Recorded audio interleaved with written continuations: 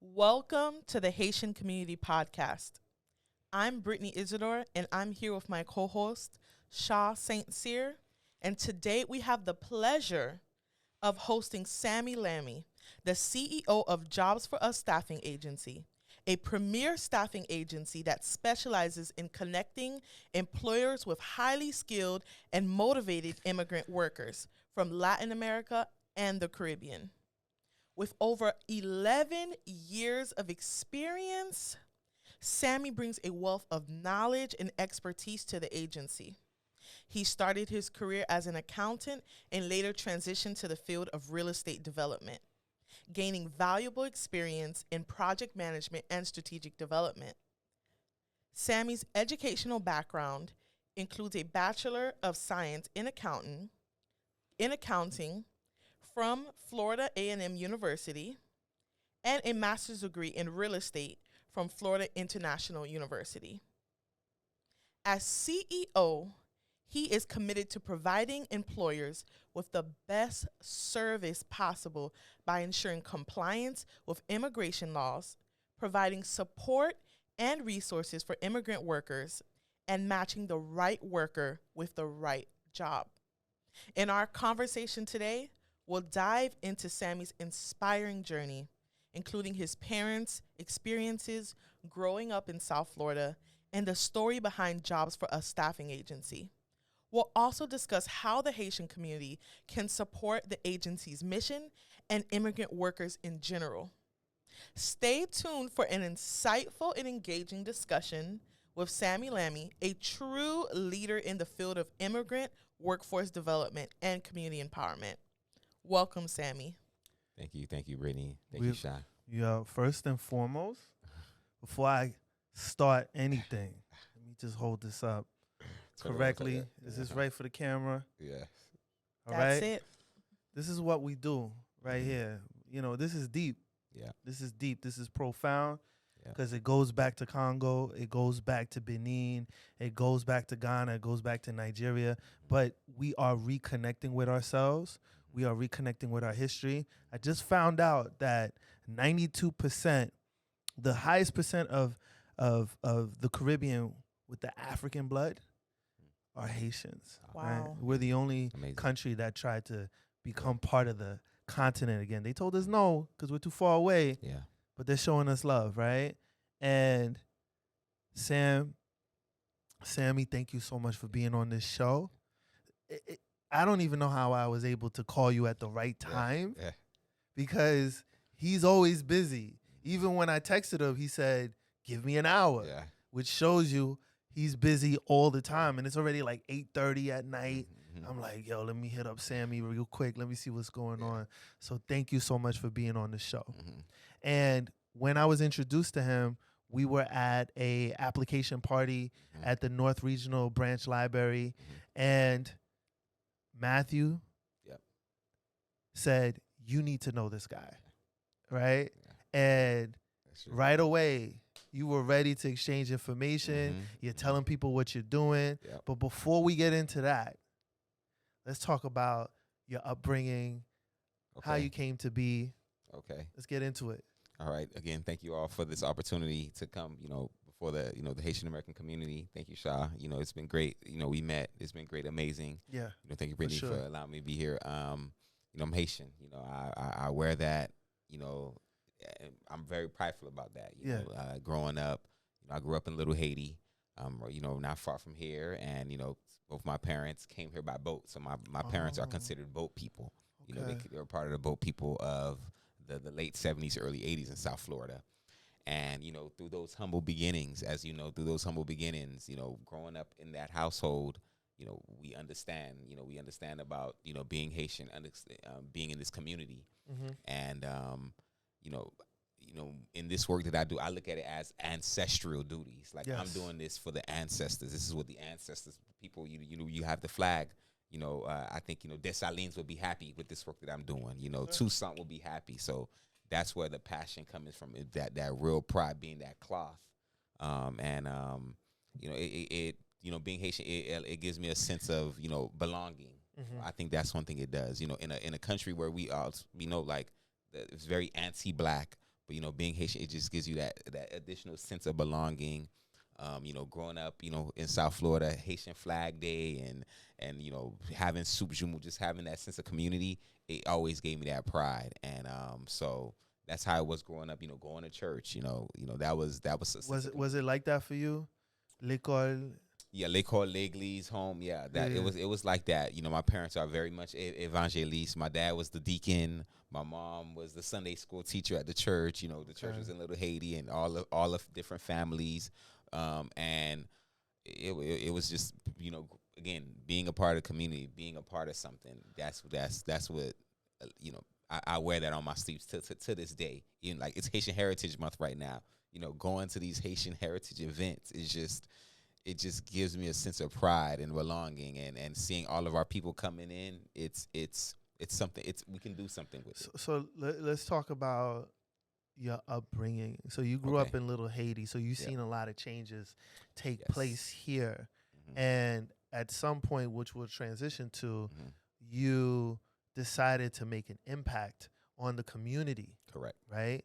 But how was it before you became consciously aware of you making an impact on the community? Were your parents already doing that and you decided to follow along in their footsteps, or a light came on? So, of course, you said earlier, l'école, l'église. So, I'm the youngest of my siblings, and all my siblings, my parents were very hard on going to school. That's the accomplishment of life. So took that route. That's how I went to Florida A&M. And, growing up in America, it's kind of, it is different from, growing up in Haiti. It's a complete different, because growing up in America, that sense of identity, you're just, figuring it out. You're a black, you're black. So you have to, so I was loving hip hop and loving, the stuff that, Did they love it with you? My parents, they don't love it at all. They're not into that stuff at all. So that culture, finding, that identity early on. And I took the corporate rise. I have 11 years of corporate experience. So, I got the accounting degree and was in corporate America doing accounting for a long time. And you talk about when my awakening came. My awakening actually came in later years. So because I had never been to Haiti, and as a kid, never been to Haiti, but your parents, the things that we hear, and it was time for me to. My parents were planning on going to Haiti. But before I had to go to Haiti, I had to go to London for my job. Oh, so this is much later. So we fast forwarding. Yeah. So as a kid, you never stepped foot in as a Haiti? kid, I had never stepped foot in Haiti. Wow. I had never stepped foot in Haiti as a child. I didn't go to Haiti till I was an adult. Did you have siblings? I know you had siblings here. Did you have cousins and aunts here already? Oh yeah. I had cousins coming. You know how the migration happens every other year. A new cousin comes in. That was happening, but I had never stepped foot on the soil. But growing up in Little Haiti, you get that community feel. You almost, it's like, hey, you might as well say I'm in Haiti, in Little Haiti. They playing dominoes, all the Haitian restaurants. We going to church. Like I'm in a community within a community. Yeah. So being that I was raised in, it's like. It was, I don't remember. I mean, yes, it was Spanish people, but I don't remember us being overwhelmed by Spanish people, because when you're in that community, you're in your community. Right. It was a pocket of. With Haitian, it was you an never enclave. have to leave. Yeah. Like when I was growing up, I didn't have to go past 20th Street, and I have to go past like 135th. Was that a rule? It was not a rule. Everything that you needed in the community was within that radius. Exactly everything that we needed. So and it's still like that, because Haitians, we could build our community anywhere. We know what we need. Well, I feel like the blocks are much farther out. Like it's North Miami, heavily Haitian. Heavily. And maybe there's a gap between, say, the 70s to 125th Street. Maybe I always feel like we're talking about Harlem, but we're talking about Miami. Yeah. And once you get up there, I don't know. There's something about 125th Street and black people. Yep. We just bond with that number. Yeah, I think Got New you. Yorkers. Makes sense. You understand what I mean if you know about New York. Yeah, New York. Yes. And like the Harlem Renaissance, Exactly. there was a Renaissance here as well. Mm-hmm. So your parents, how were they as far as making an impact on the community? So they always, Haitian, they always talking about family. So one thing, my Haitians were the ones that was sending our clothes back to Haiti, sending money, or if a refund check come around, they sending money to Haiti. There was always like that. I remember when I was young, at that time, communication was through cassette tape. What? So grandma record on a cassette tape. I remember that. It gets to us. Yeah. we listen to You it. dubbed it? Then we have to record over the cassette tape when somebody's going back to Haiti. So it's like today's communication. You could talk to grandma on the WhatsApp. Yeah. It would take 2 months between that, back in those days. And as a kid, I would play with the film and mess it up. Exactly. Oh, you would mess up the conversation? But that's how we Absolutely. communicated. Yeah. So that's how old school it was. It was very, very, very old school. So I gotta ask my family. Yeah, about they're that. the traditional Haitian family. Went to church every Sunday, participated in the church, go to school. And that's all you have to do as a kid. It was not much more outside of that. Of course, they work minimum wage jobs, just like most Haitians that come in their mid-30s.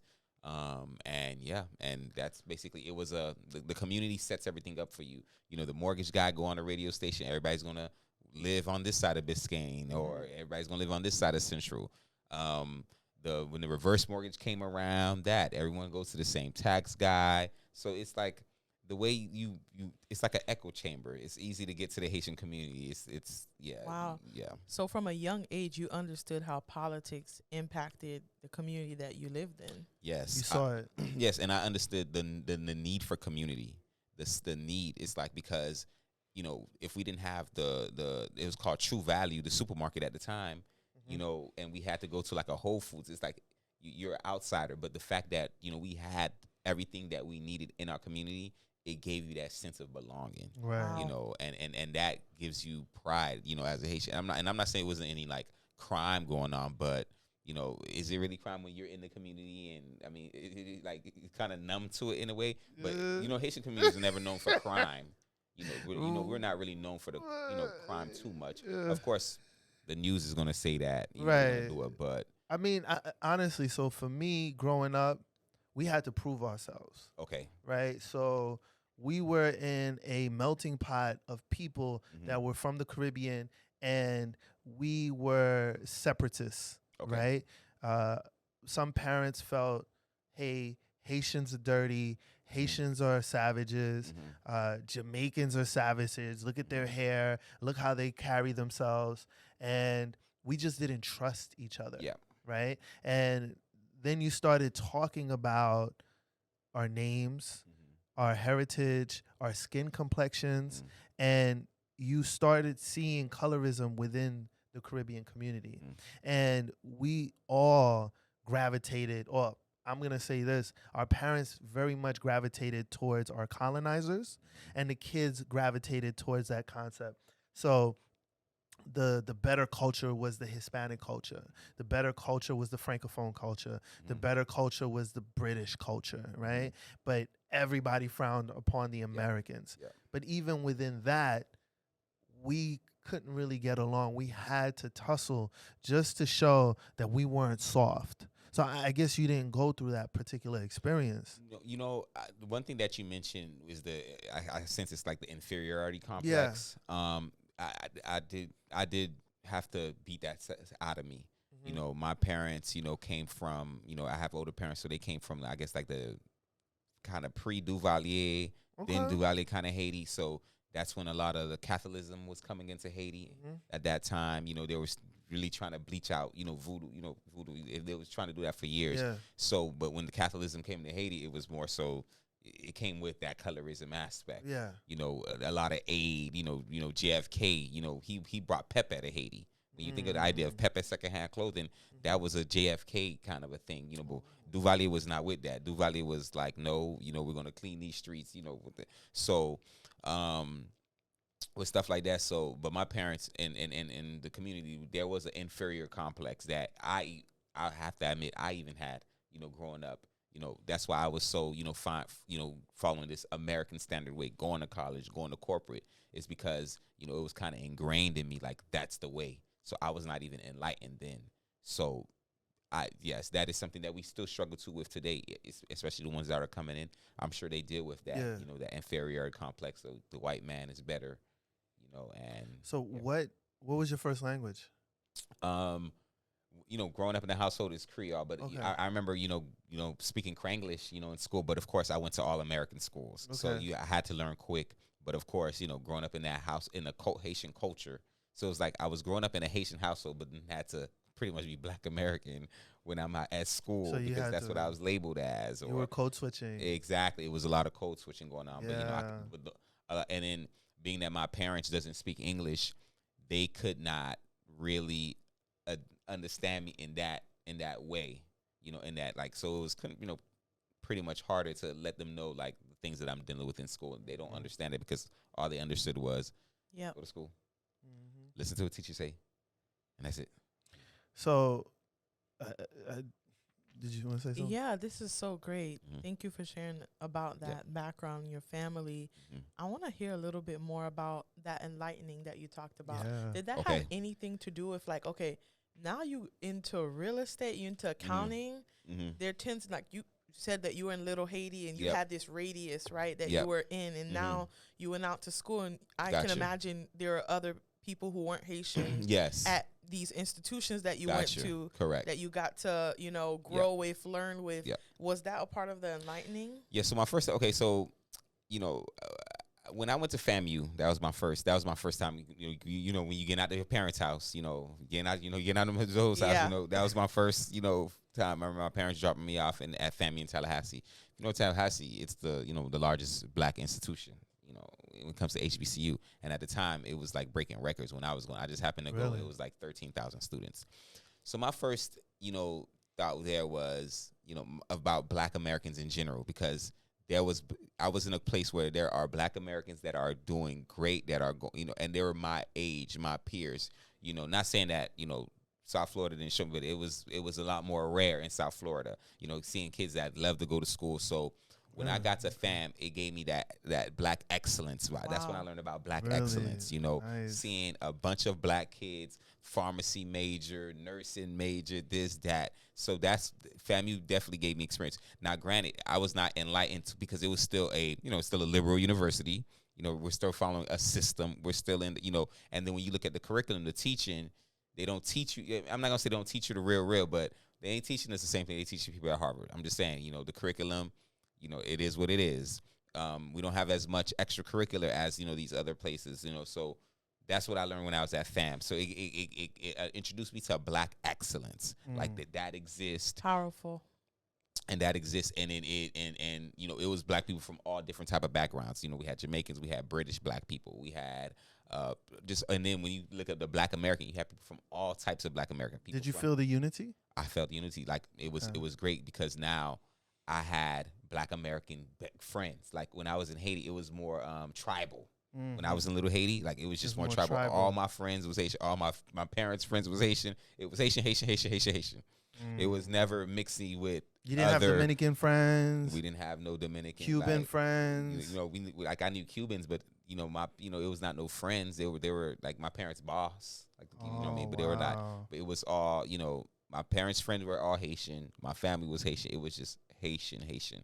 So we didn't mix and mingle with other cultures. I had a similar upbringing. Yeah, Yep. you too. Yeah, Yep. all elementary school, all middle school, all Yep. high school, Haitian. 95% Haitian. It wasn't until schools, I yep. left to undergrad that I understood Exactly. what the word All- minority was, period. All the schools I went to was majority Haitian. Wow. So And you when guys. I got to FAM, it was majority Black. Yeah. So it was like I grew up in black. I all didn't the really, time. Yeah. So doing that, Mhm. you got exposed to Black excellence. Yes. Did that change your concepts in any particular way and say, well, is there Haitian excellence? Is there a community where the Mhm. Haitians are now thriving or integrating themselves into this excellence enclave of people? Well, I think first and foremost, it gave me that pride. It goes back to that pride it gave me, because all my friends, they always mention Haitian. Every time they mentioned me, it was Haitian. Like they always put that label on me. Right. But it was still it's still a respect thing.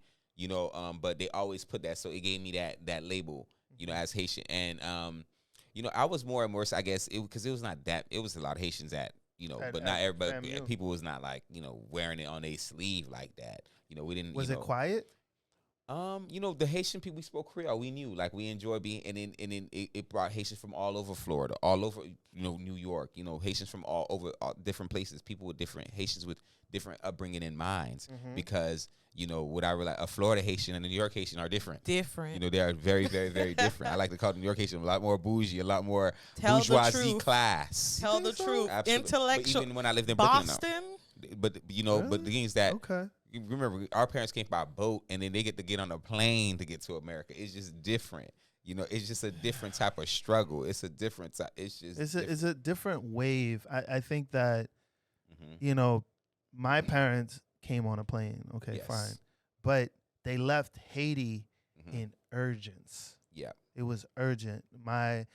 The school that my dad was going to was getting shot up. Yeah. My mother went to France, and they thought she was a communist, because at the time Haitians in France were all socialists. Gotcha. So she wasn't capable of just staying in Haiti. She had to get out of there as fast as possible.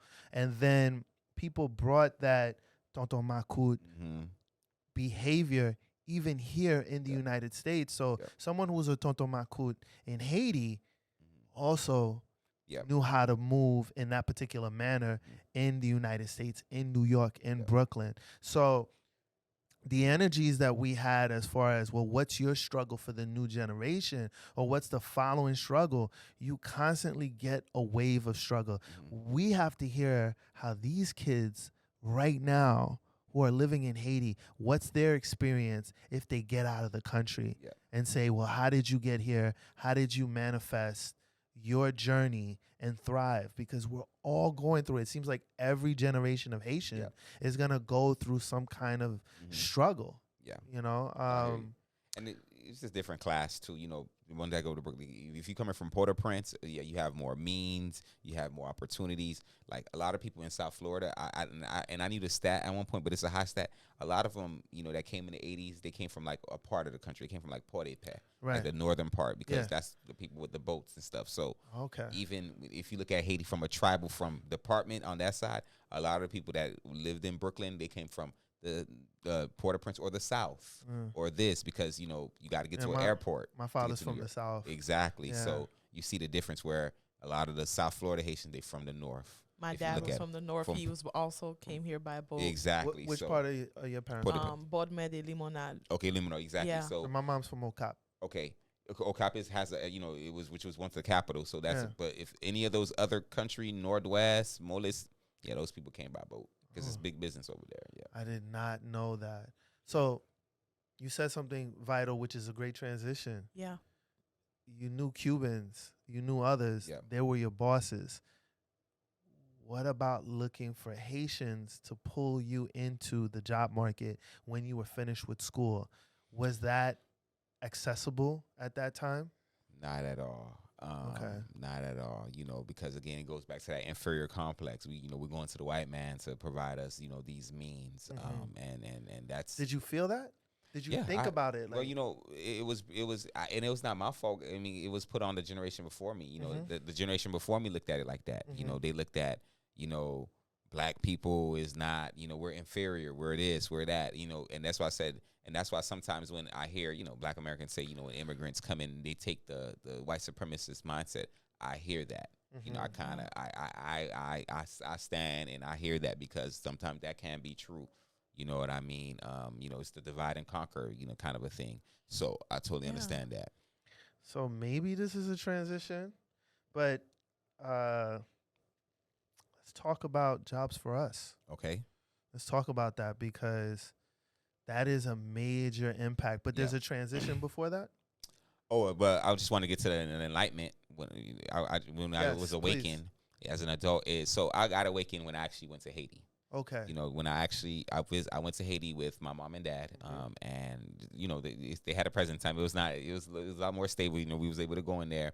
Who was the president? Do you remember? At the time, it was Moise, Jovenel Moise, the one that got assassinated. He was the president. Okay. And I went, and that's why I was like, man, I got lied to, because I saw the kids going to school in their nice uniforms.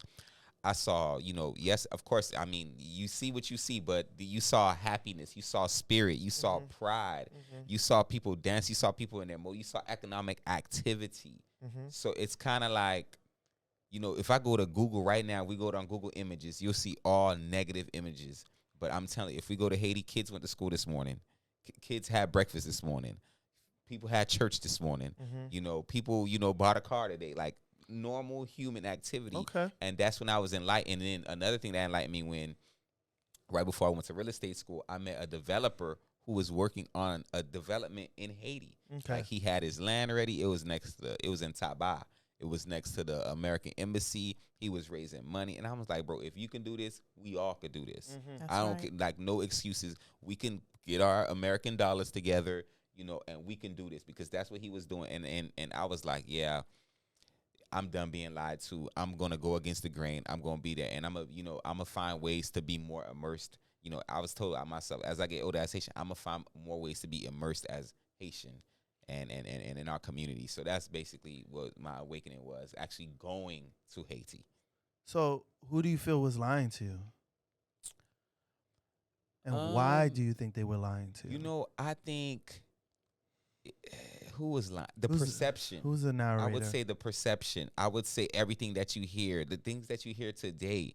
The moment you say Haiti, somebody got a story of a cousin and this. It's like all the negative. It's just layers and layers and layers. And you go on the internet, and it's like, just go.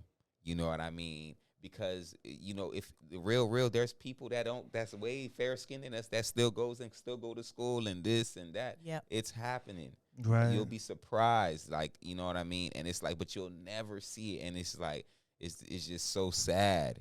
The funny thing about what you're saying, I don't know if you were about to say something. No, I was about to ask you, Yeah. did you ever hear in your own household, Haiti fini?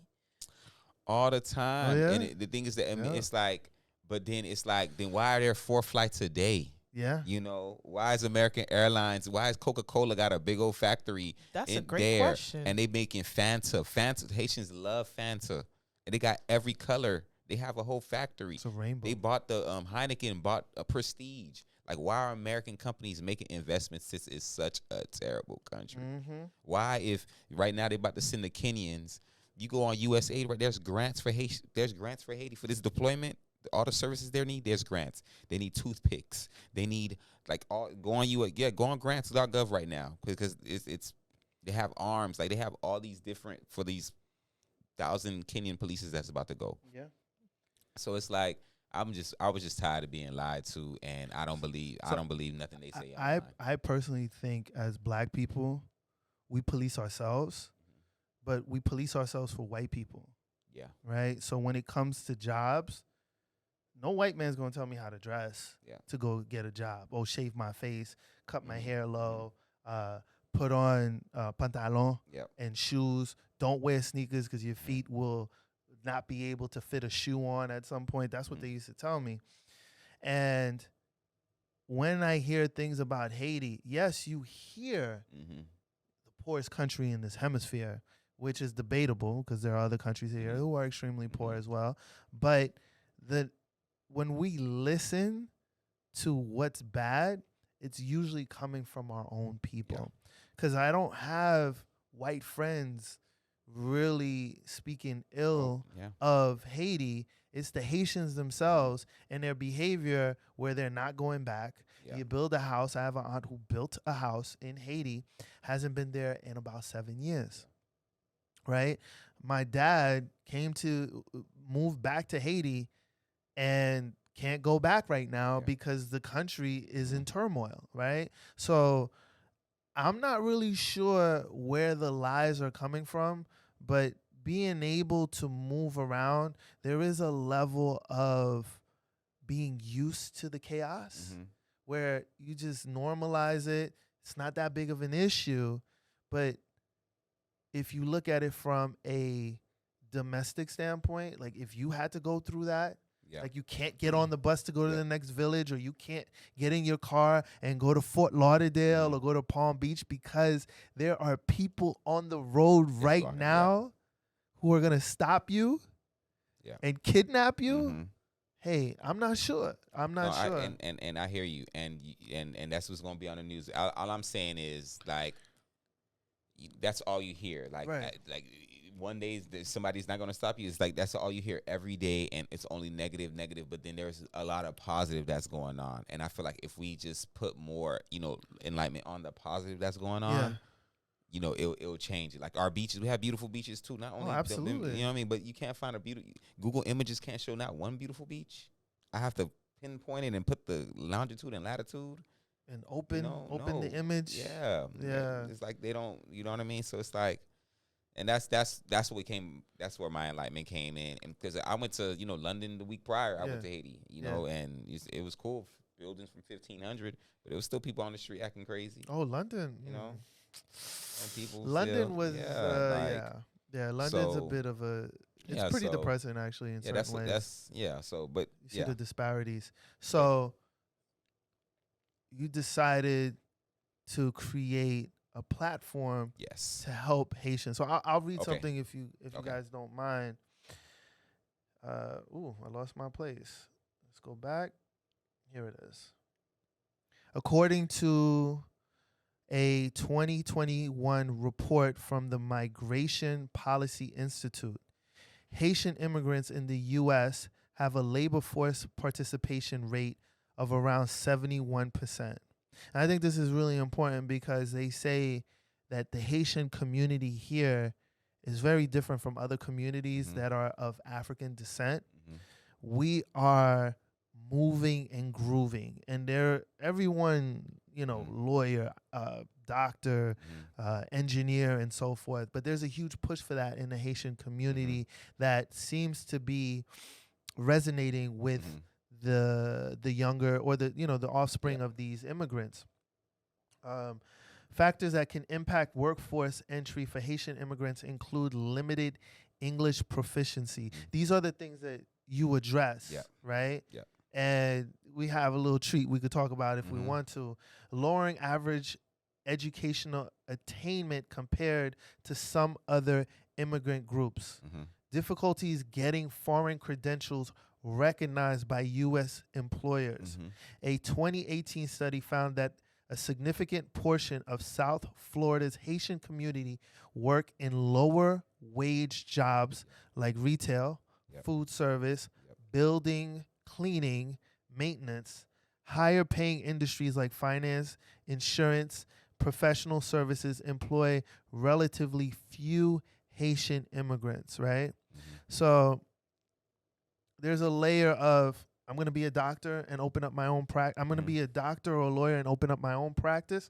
But if I am trying to get a good paying job where I don't have to be a roommate with an adult, how can you do that when you're working at a retail shop, food service, or doing cleaning?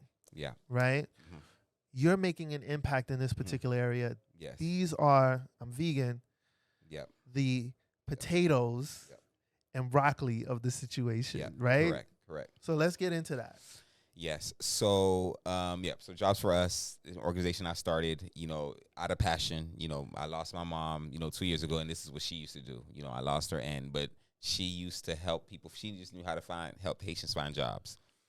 And so the biggest thing right now is, you have someone who lived in a third world country all their life. Right. And then they're coming to this first world country for the first time. And then also I have to say they're coming to they're coming from a majority black country to a non-majority black country. Right. And we know about the we could talk about anti-black. We can go back and forth. Black immigrants, they face this. So the cultural integration is something that we don't talk about enough. Like just think about that transition. Yeah, you think like, oh yeah, I'm going to America. That transition it's not written out. I compare this transition and I mean, and nothing against, our slaves. I compare it when the slaves were free. Right. When it was like, okay, January 1st, all slaves are free. What was a slave supposed to do? Like 1804. Like what? Yeah. Okay, I'm free now. What does that mean? I've been enslaved all my life. All the last 3 generations I've been enslaved, and I just have to now I'm a free person in this country. That's coming to think about. So, a Haitian person, let's say they're 25, they come here day one. What they got going on? Nothing. That's a 25-year-old. Nothing.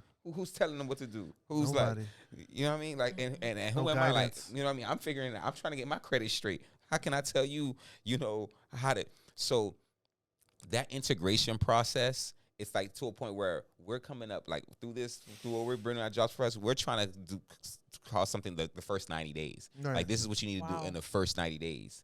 You know, and it involves mental health now. It's like because even the mental health aspect is huge. Transitioning to here, you know, not having no money, just like I said, living with a whole nother adult who probably don't even want you there. Right. You don't speak the language of the country. So think about you dealing with inferior complex. You go in these places because when a Haitian don't know how to speak English, it's like that's the most timid. Like that's like I just gotta keep my mouth shut. Like you know what I mean? Like I don't know. Like I don't understand. Like I don't. You know. You know. So yeah. So wait. How did your mom help people find jobs? Because obviously, you got like I come from a world where the people I know have to connect me with someone who hired them. It's not I got a job for you because I own a business, Gotcha. and so I could employ you. That's not what's going on in the Haitian community. So how did your mom help those that needed? So because I said my mom came in the late 70s. So when you come into a community and you know the community, it's like kind of a wash, rinse, and repeat. So it's like that's what's good. Was good about Little Haiti. The moment you came in, you know, this is a church you go through every Sunday, so you got a church. So now I'm immersed in the community. So if I'm coming in first day, I got a church. Now all the people from the church who came from Haiti at one point did the same journey. I'm a part of them. Now they might know of a job that's hiring. You know what I mean? So it's a community here already. What kind of jobs? The easiest job was the agriculture jobs. So there's a big company called Coastal Farms. You know the Jardin. I don't know if you see them. The school bus come in the morning. Worked in the Jardin. You know they come in the morning. Wow. And they got transportation. So they come in at 6 a.m. and you go into them fields. You see, you know Miami. They got What are y'all talking about? Fields? Yeah, Haitians are leaving Haiti to go to fields. Yes. Right now. As in cotton fields and stuff. Yeah, I mean, you know, all those fields, all vegetables. fruits, vegetables. Field? It's down south, like Homestead. The buses come get you in the morning. They got these school buses packed with Haitians. From Little Haiti, packed. North Miami, North near Miami, where I am. packed. I'm really everywhere. comfortable saying this. 4-5 in the morning. They going to Coastal Farms till 3 o'clock, and they coming back. Hot sun. But hey, they making that money. I think Y'all when my blowing my mom mind did right it, now. Yep. she was somewhere around $4 or $5 for the Yep. whole day when she Yep. back when she did it your in her parents 20s. were In the busing agriculture. to farms. Yep. Busing. The farms was coming to get This them. is like This is like 1804 to 1970 something. There's a huge skill level that we now have from back then to right now, even if we don't speak English. Yep. Right? English is not a barrier for skill sets. And you're telling me Haitians are getting on a bus from Little Haiti to go to Homestead? To this day. You know, you come in, and remember, you know, Haitian once they find one where they spread that to everybody. They gonna tell, hey, this how I got my job, so other people gonna get it. Spread quick. Word of mouth is still the best marketing employee in the Haitian community. Very, very old school folks. So that's what she was doing. Or you know, if she worked at a hospital, but once you're connected to some type of church, in which most Haitians do when they come in, they're pretty much connected. So that's what she was doing. Yeah. You know, helping people find jobs, and basically, you know, that's when I got into this work. Talk about it. 2 years ago. So what really got me going was, you guys remember in the Texas southern border, there was a guy on a horse with a whip. Of course. Another picture, you go on Google image, another picture that had me going crazy because he had plates of food in his hands. And what was the real? You go to Mexico, buy the food, because in Texas it's a little bit more expensive. And you know, Haitians, we have, you know, Latin American culture in our food. Right. So that gentleman was just going, what they were doing is they were going back to Mexico to buy food because the dollar is stronger than the pesos. Right. And then bringing it back to the folks. Right. And you know, Texas Rangers was, I'm gonna chase you with this whip, and that's why that picture looked like that he was running, that had me going. I'm like, okay, I'm done with capitalism for now. Done. Did you see yourself as a black man, as a Haitian man? Every time I see something about Haiti on the news, I see myself. I see like why am I not doing more about this?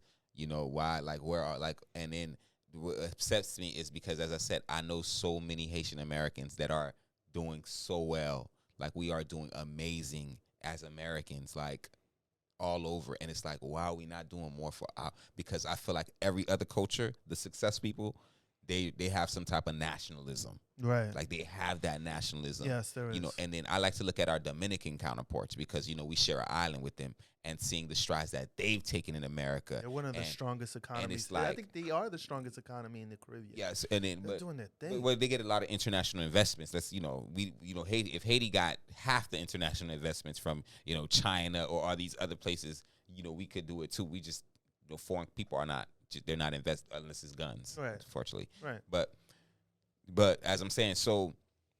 Yeah, so my point is, like, when I look at our Dominican counterparts, they, you know, I see them out here doing very Dominican millennials, like first generations, and they're doing amazing. And it's like, you know, we need to take a page as Haitian Americans in that book and do more from an economical standpoint. Yeah. And then this 500,000 Haitians that came in the last 2 years, we can employ them. Yeah. And there's many ways we can employ them. And can you tell us a little bit about the process that Jobs for Us actually goes through when somebody's looking for employment? Yes. How do they get in contact with you Okay. all? Yeah. So, you know, when you're dealing with people that, you know, we're dealing with, you know, we know our people, you know, the characteristics they come with: entitlement, you know, do for me. And, you know, they come with that spirit. I'm not going to jump buffet. You do it for me. So I've changed the approach many, many times since I've started this organization. At first, we started off, we just going to help people apply for jobs. We're going to help them. They're going to come in. We're going to apply for jobs. We're going to apply for jobs. That's not really how you do it. Then we were like, okay, we're going to connect with companies. So now I'm going to companies and saying, hey, I got this company. We got these Haitian migrants. Sure. Boom, boom, boom. So Fountain Blue sending me jobs. These people sending me jobs. These people, and we're just connecting them. But then there were barriers there because they were like, hey, Sammy, I'm happy that you have 1 million people to send, but they're not qualified. They don't speak English. We have actual qualifications. So then our next step was like, we need to train these people. Like, we need to, it's like, that's why I say it goes back to, you know, when you let them be free, but they don't have no knowledge, no this. That's how our people coming in. They coming from Haiti and don't know nothing. They don't know what a resume is. They don't know what a job interview is, because in Haiti, how you get a job in Haiti, y'all? You know somebody. That's it. You know somebody. That's the only way you get a job in Haiti. Yeah. It don't work like that here. It don't, and that cultural integration it ain't as easy as back in when our parents came. They could just come to little Haiti and survive. Like, even like certain Latin American countries, you can come in, you don't ever have to learn English. If you come to Miami and all you do is speak Spanish and don't ever speak English, you that's the term. You can make it out here. Because think about it. I know one guy who came in 2016, the Spanish guy, who became a GC. He became in general contractor, and because he knew he was good with his hands, and all he does is build, and he never really had to learn English because, you know, the construction, you know, Miami, you know, all you got to do is speak Spanish, and he got a thriving construction company. It's amazing. Amazing. Well, to be honest with you, there is an ecosystem for Spanish-speaking people. Correct. But you could be in California, and if you speak Chinese, you'll never need to learn how to speak English. If you're Jewish in New York, there are Hasidic Jews that don't know how to speak English. They don't teach English in their schools. Mm-hmm. They were born and raised 2-3 generations of Hasidic Jews who only know Brooklyn and Manhattan, who do not speak English. Correct. And I don't think, and we've had a presentation over this, that we need to, in order to cross over into an ecosystem that's flourishing, that we need to break the barrier of language. But that's not necessarily true. I feel that if we are collectively creating an ecosystem for ourselves, whether or not you speak a language such as English or French, you can still thrive as a people. Yes. But the thing is that these other cultures you speak of, they built an infrastructure for that. Like, you talk about Hasidic Jews, they have their own hospitals. They do. They have their own. I'd be like, you know, they go in their area, everything is like, you don't even know, think you're in America because everything is in Hebrew. Right. You know what I mean? Oh, all the signs and stuff. Yeah. So we have to build, and that's when we talk about later, that's my call to action to first generation Haitian Americans. One of the characteristics is we have to build the infrastructure. So let's talk about that. I'm sorry. Okay. How do you help someone who just came to you and let's just make this person the most stripped person that needs the best or the most services that you can provide? Okay. So right now, basically, our intake assessment, we find out about them. Like, do you have any experience? Do you have any schooling in Haiti? Like, that's the first thing we do. And then we make sure that they're taking advantage of all the benefits. Another, I don't know, back in the days, another thing in Haiti, pop on food stamp, don't take these benefits because they're going to send you back. Another big old lie that is going, you've heard that before about public benefits? This is actually the first time I've heard that before. About the whole public But I believe it. Yeah, there's people that said they're not. Embarrassing. There was like, they're not going to take public benefits that you qualify for as an immigrant because, it's taboo. They might send you back. So one thing is, making sure the person is taking advantage of all the resources. Right. So I go to a mental health course class for Haitians where they focus on, and it's a mental health domestic violence, and basically they focus on the women that has recently had a kid. Okay. And I asked them this question. I was like, how many of y'all going back to Haiti? They never answer me straight up because back in their minds, they think that they're going back to Haiti. So just giving them that concept, like, listen, there's a less than 1% chance that you're going to return to Haiti. And then from just changing that mindset, they could do more. Because when I think that I'm going back to Haiti, it might prevent me from going to school, learning English, looking at this as a lifetime change, which some Haitians that coming through this program, they really believe that they really believe in their heart that they're going to go back to Haiti. And when you ask them, when you going back to Haiti? Le pays à bon. Something that we've never seen really, in our lives. And you just think in your lifetime, you came here at 31, you think that you're going to go back to Haiti in 10 years. Right. It's not happening. So the first thing is making, really seeing, where they at with it and showing them like, hey, you're here for life, most likely. And these are the things that you need to start thinking about. And just that concept, that's the first thing, because nobody has the answers. Right. Nobody, like, they don't really know what to do. Nobody really has a plan when they come here, and it's different factors for a 17. I met a guy the other day. He's like in his mid-50s. He came here for the first time, and he's like out here looking for a job and this, that, and the third. Then you got a kid that's 17. It's like they have different requirements. Like the 17-year-old, you still have time to go to school. You learn English, this, that, and the third. The 50-year-old, we might have to find something different from you. You might have to find a whole different avenue to get yourself situated. Exactly, but they still came here for a better life.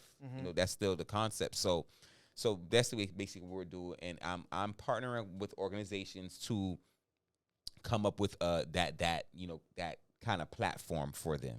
Like, hey, wherever you are, when you come in, here's the resources. Learn English. Do this, do that. Like, these are the things that you need to do in order to culturally, I call it cultural integration.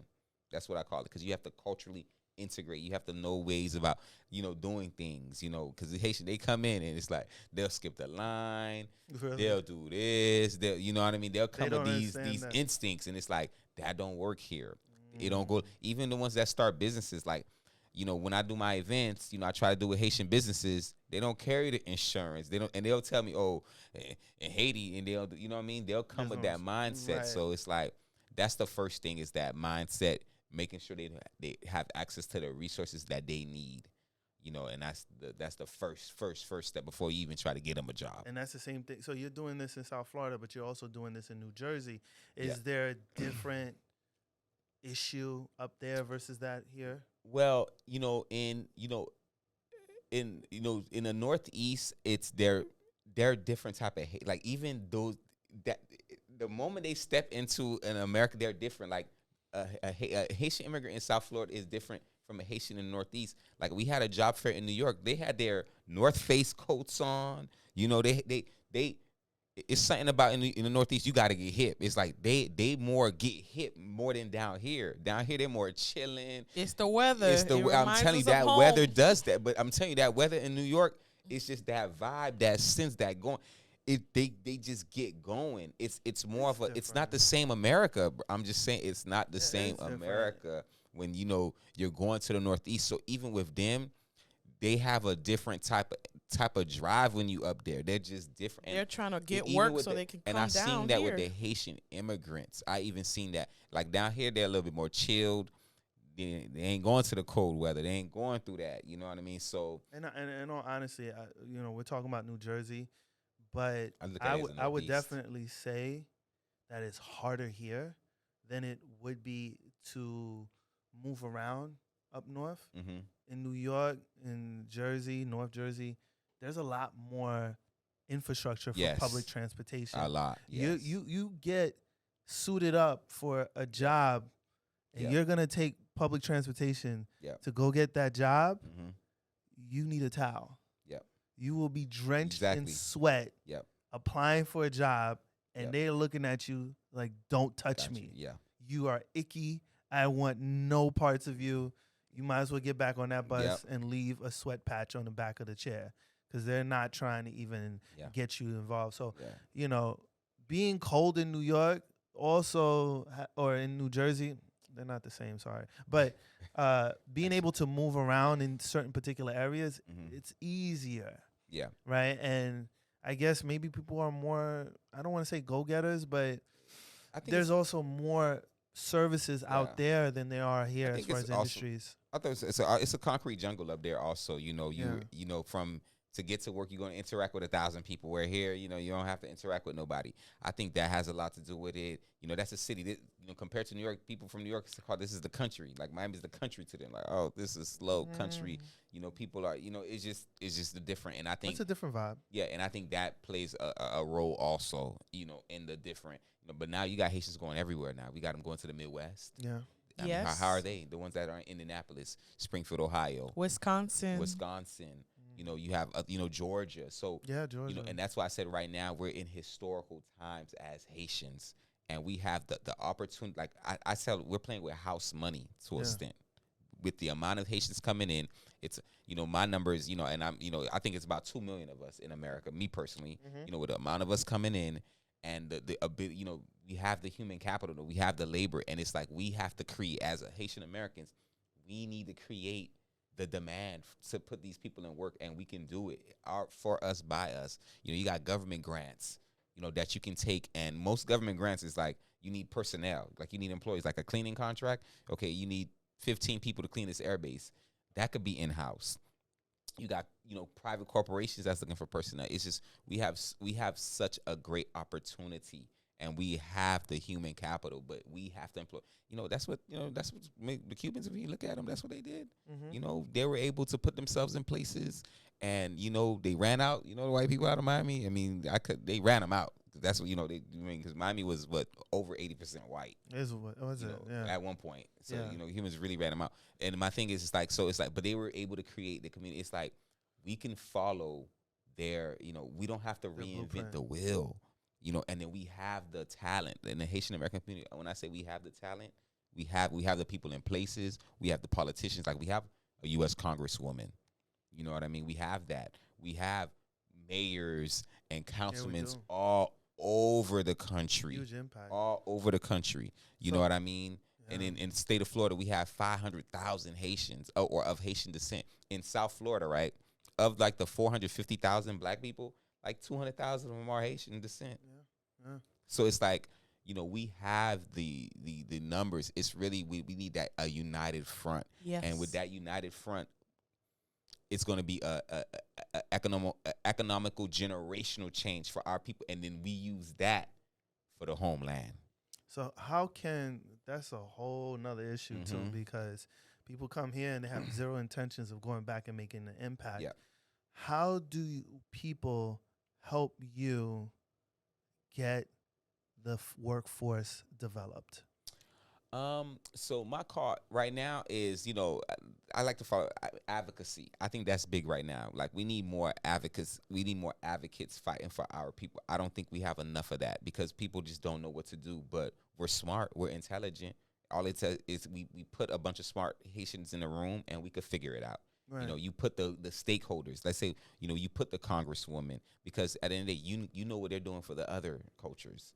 You know what we're doing, you know, for Ukrainians. Right now we have a lot of Ukrainians coming in because of that country. You know, what are we doing for them? Now the Russian folks are doing, you know, they're the same, you know, people, cousins. So they're doing a lot. So when a Ukrainian immigrant come, they get to go live in sunny Isles for the low. You know what I mean? Yeah, So it's like, even with that, so it's like, all right, y'all, we know, let's say we know 500,000 Haitians coming in. We ain't got no real estate development company, Haitian real estate development, to house these people. And then not only that, the government is paying the shelter for it. We not in place. Like, we're not in place like that to do that. We know they're gonna have all the Medicaid. We're not in place where they're coming to our primary doctors. Like, we're not set up like that. So we need more advocates. You know, we need more advocates. You know, we need more of that. It's like, I would think, like, if I'm a Haitian lawyer, I would be doing immigration work right now, because it's like, I know I got a lot of immigrants. You know what I mean? I would be in that. I would assume I'm in that space, because you know what I mean. So it's like, where's the infrastructure? So I said we need to create the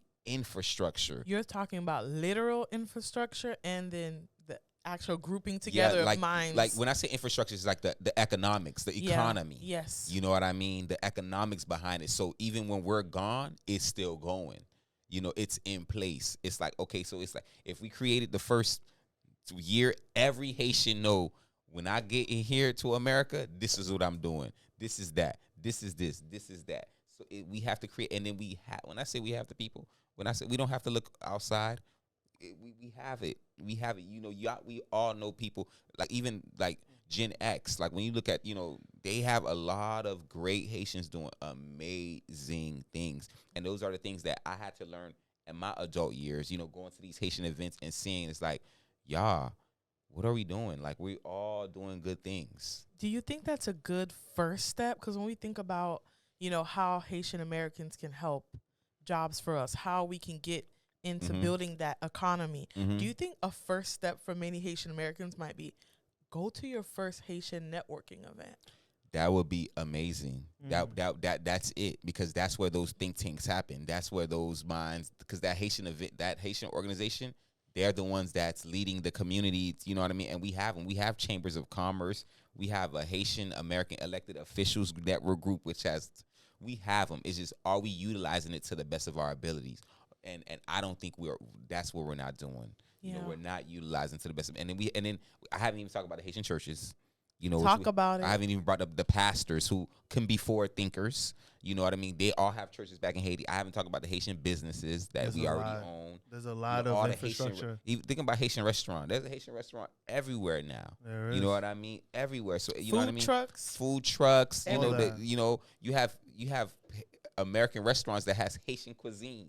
You know, like you talk about the Citadel, Manger, that's an American restaurant, but the cuisine is Haitian. I did not know it was an American restaurant. But the cuisine is Haitian. Yeah. It's like when we go to Chinese restaurants, it's really an American restaurant. It's just Chinese cuisine. Because they don't serve that food in China. Yeah, they don't serve it. And then nobody ever ate a griot sandwich. But at Manger, we could eat a griot sandwich. We can. You know, so my thing is, it's like, we have the infrastructure in place. So I talk to the millennials, hey, y'all need to start businesses, start car washes, start, you know, and then let's go for these government grants. And you help them. So yes. So tell us. Well, not tell us. What I mean by us, I mean people. Not just us. I mean on a larger scale. How can people connect with you, get involved with you? Because you're networking, you're growing the community from a grassroots perspective. Correct. How can people reach out to you? So my work with the Haitian community got big on TikTok, but my TikTok is mostly in Creole. That's how I connect with, you know, our people. That's our echo chambers. And then, of course, but me personally, I'm not the biggest on my personal social media. I got to get better with that. I mean, I'm on LinkedIn, of course. Jobs for us, then. Okay, well, so Jobs for Us, we have our Facebook page. We have, of course, our TikTok is called Jobs for Us. I'm located in Miami, but I'm looking for Haitians all across. Like, I've done job fairs in New York, Orlando.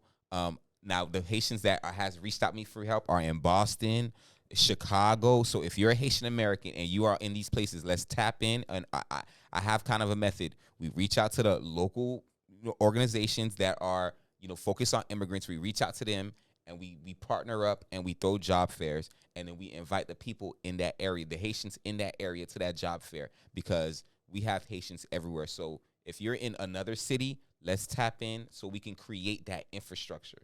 That's what it's about. Can you talk about your upcoming event? So my upcoming event is next Friday, or at this around this time between 12 and 4. It's a resource fair. We'll be there, by the way. Yeah, and the reason why I went into the resource fair, I know I focus on jobs, but I open up to mental health and health because we had a health resource fair and we had the cancer screening folks, and we found one of the immigrants he was stage 1. Whoa. And, as you know, they get Medicaid. When they come in the first 5 years, they get Medicaid, all of that. And so he was able to get treated. He's able to go to Jackson and get that stuff treated. So my big thing is not only about finding jobs, but it's about health. Mm-hmm. So this resource fair, we're going to be doing STD clinic. We're going to have the teeth cleaning people, because health is wealth. Yes. And because, you come from a country that doesn't spend a lot of money on health. No. Let's just call it a spade, health and education. Right. That's also important. So this resource fair is going to be more focused on the health resources. There will be jobs, we'll have job information, but it's mostly focused on health resources. We're partnering up with Magic City developers. Yes, of course. So if you guys don't know about Magic City, they're the largest developer in Little Haiti. Basically, they have changing the name of Little Haiti as well. They call it Magic City now. Well, that district, they're going to call that part Magic City. And Magic City, they are real estate developers. As you know me, I do have a background in real estate development. Mm-hmm. So they have been, they say that they're trying to change Little Haiti. They're trying to gentrify it. So I had a conversation with Magic City through my real estate talks and told them, hey, we know that you guys are going to build. Nobody could stop you off from building, but I talked to them about the social responsibility side. So we're going to be doing more on the social responsibility side with helping the people that are left in Little Haiti. So that's my pact with Magic City through jobs. They have $2 billion in real estate development. So we're going to be talking about all the jobs that they're going to be hiring through the real estate development and stuff like that. So you can't stop gentrification, y'all. So we have to figure out. And that's what I learned through real estate. That was the real that I learned through real estate. So we have to learn how to work alongside with it. Well, just you wanted to say something?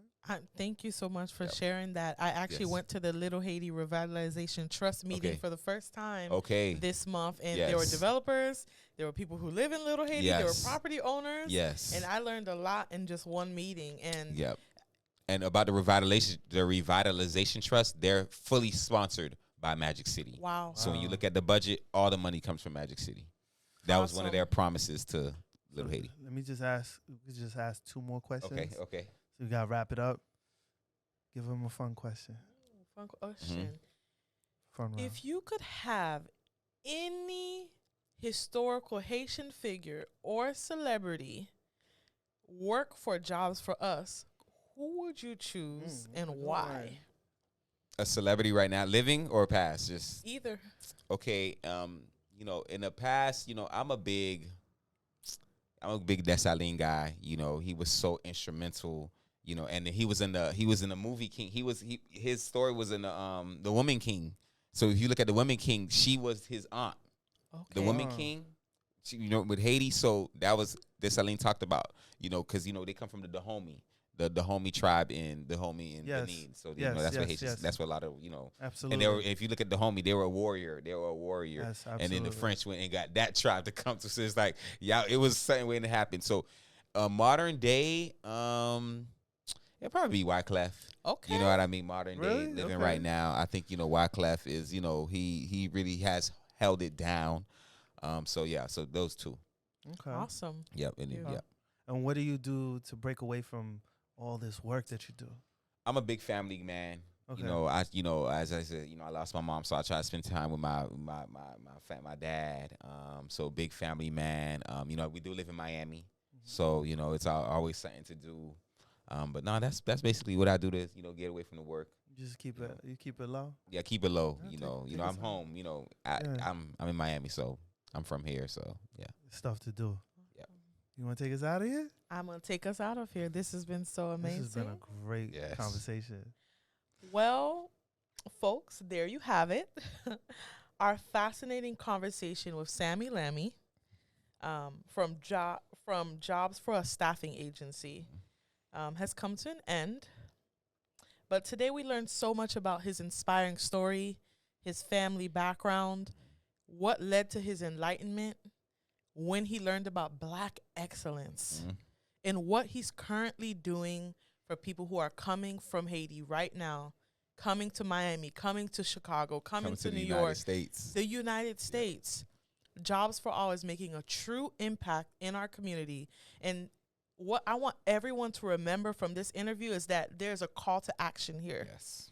Sammy Lamy is asking us as Haitian Americans to get involved in creating this circular economy and infrastructure, because we do have talent. We have skills, as Shaw mentioned earlier, right?